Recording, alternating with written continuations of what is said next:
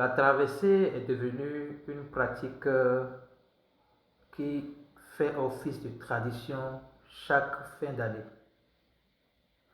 Mais je ne sais pas si on se pose la question de savoir quel en est le sens biblique. Quel est le sens biblique de la traversée? Est-ce que dans la Bible, on voit quelque part où les apôtres, ceux qui ont fondé l'Église, ont pratiqué ce qu'on appelle la traversée? C'est-à-dire que parce qu'on veut entrer dans 2026, on fait la traversée. Quel est son sens biblique? Est-ce qu'on s'est posé la question une seule fois?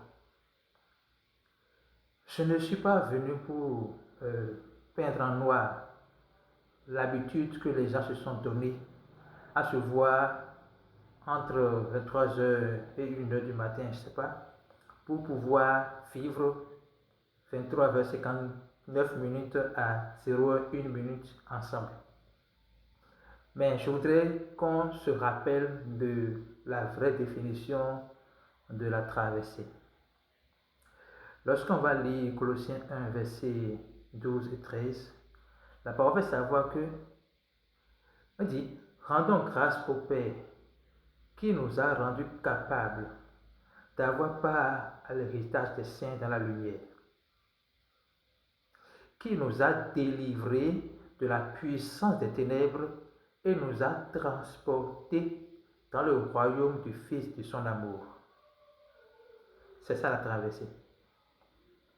La traversée, c'est quitter le royaume des ténèbres et, pour être plus juste, être délivré du royaume des ténèbres pour entrer dans le royaume de la lumière, c'est-à-dire de Jésus-Christ. Et comment cela est possible? C'est lorsque vous entendez l'évangile du pardon des péchés, l'évangile de l'amour inconditionnel de Dieu, l'évangile qui nous rappelle que Jésus-Christ est venu sur cette terre, lui, Dieu, a choisi de porter le vêtement corporel. Parce que pour mourir pour les hommes, il faut être un homme. Pour verser son sang, il faut être un homme. Or, Dieu au commencement est esprit. Et donc, en tant qu'esprit, nous pouvons couler son sang pour l'homme, puisqu'il est dit dans la parole que sans effusion de sang, il n'y a pas de pardon des péchés. Donc, il faut bien qu'il vienne en tant qu'homme, mourir pour les péchés du monde entier, afin que ceux qui y croient puissent être sauvés. C'est ainsi que Dieu a démontré son amour. Et cela est bien dit dans Jean 3, verset 16. Car Dieu a tant aimé le monde qu'il a donné son Fils donné, afin que quiconque croit ne périsse point, mais ait la vie éternelle. Vous devez comprendre donc que la traversée, l'unique traversée qui se passe une seule fois de toute votre vie, c'est quitter les ténèbres pour la lumière, être délivré des ténèbres et être transporté dans le monde de la lumière. Ce type de transfert n'est possible que par la foi dans le sacrifice ultime de Jésus-Christ. Ce type de transfert n'est possible uniquement que par la foi dans l'œuvre que Christ a accomplie à la croix pour le salut de l'humanité. Ce n'est pas au travers d'une veillée, c'est par la foi. Alors, si vous avez déjà cru en Jésus-Christ, je vous garantis que vous avez déjà fait la vraie traversée. Et c'est unique. On ne naît qu'une seule fois.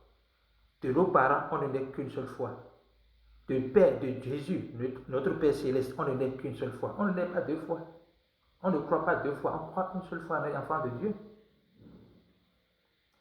Alors, je viens là pour vous dire que si vous avez déjà cru en Jésus-Christ, vous avez déjà fait la vraie traversée. Et puis, aller plus loin. Dieu ne reconnaît pas notre calendrier. Pour créer le temps, il est hors du temps pour créer le temps. Il n'est pas défini par notre calendrier. Vous comprenez?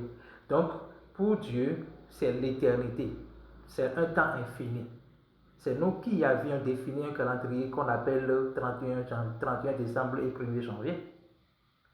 Sinon, traverser, c'est tous les jours, de 0h de ce soir, plutôt de 23h59 minutes de ce soir à 0h01 de ce soir, c'est toujours la traversée. Si vous devez faire traverser pour janvier à décembre à janvier, faites-le tous les jours. Veillez tous les jours. Dieu est hors du temps pour créer le temps. Et donc, vous avez déjà obtenu votre traversée si vous avez déjà cru en Jésus-Christ. Et si vous avez cru en Jésus-Christ, je vous dis bravo, que le Seigneur nous garde.